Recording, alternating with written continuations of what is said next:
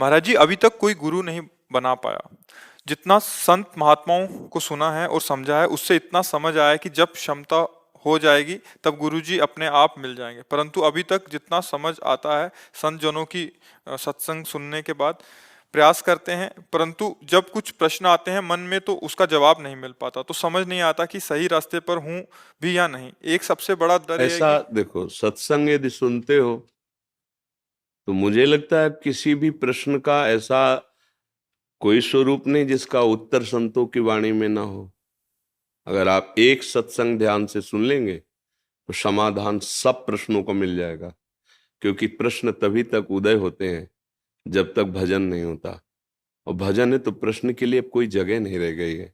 हमें जो गुरु जनों की वाणी से सुनने को मिला कि किसी भी तरह प्रभु के नाम में लग जाए, प्रभु की आराधना में लग जाए, बुरे आचरण न करे, बुरे विचार को दबाए, उसको नष्ट करे, अब और कौन सी बात रह गई। गुरु बनाना, बिगाड़ना, ये लौकिक क्रियाएं हैं।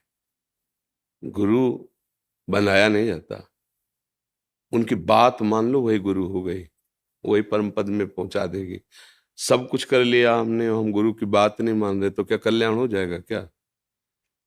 गुरु शिष्य अंध बधिर कर लेखा, एक न सुने एक ने देखा, हरे शिष्य धन शोक न हरे, सो गुरु घोर नरक में परे। और गुरु आज्ञा को उल्लंघन करने वाला गुरुद्रोही शिष्य त्रिकाल में कभी सुखी नहीं हो सकता। तो दोनों जगह बात पाई जाती है कि जो प्रभु की वाक्य है, आचार्यों के वचन है, गुरुजनों की वाणी, वो मान लेना ही गुरु मानना है। गुरु बनाना कोई एक क्रिया नहीं है, क्रिया करने से कोई गुरु बन नहीं जाता है। गुरु के वचनों को मानना ही गुरु महिमा को स्वीकार करना है। वचन ना माने तो हजारों लोग कंठी बंधा लेते हैं, तिलक ले करके मनमानी गंदे आचरण करते हैं। गुरु उनके आचरणों को देख करके दुखी होते हैं, जलते हैं कि देखो तुमने इसलिए गुरु मंत्र लिया था, पर वो सुधरने की चेष्टा ही नहीं करते, उनकी बात ही नहीं मानते। तो क्या वो गुरु शिष्य हैं? क्या ये संबंध ठीक है? नहीं ठीक है। आपने एक बात सुनी गुरु की और उस पर चल दिए, तो आप कंठी बंधवाओ या न बंधवाओ, जिस संत की वाक्य सुनी वो गुरु वाक्य ही तो है, चल दिया, आप भगवत प्राप्त हो जाओगे। आगे आवश्यकता होगी वो खुद आके स्वीकार कर लेंगे, आपको ढूंढने की जरूरत नहीं पड़ेगी, बात माननी पड़ेगी। श्रवण सुजस सुनियायऊ, भगवान का यश सुन करके ही शरणागति का भाव प्रकट होता है। भगवान का यश किसी भगवत प्रेमी महात्मा के ही मुख से निकलता है। तो अगर किसी भी संत के वचन सुने तो गुरु नहीं और कौन है? हम उसकी बात मान ले, हमारा परमार्थ की यात्रा शुरू हो जाएगी।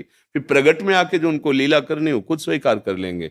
हमारा कार्य है आज्ञा पे रहना, और सबसे बड़े गुरु हृदय में बैठे हैं।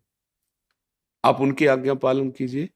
वो कहते हैं ये नहीं करना चाहिए, आप मानते हैं, वही कर बैठते हैं जो मन कहता है। अंदर से प्रेरणा आती गलत है, नहीं करना चाहिए, इसका दंड मिलेगा, पर आप मानते हैं? नहीं मानते, तो बाहरी गुरु बना करके भी क्या मान लेंगे।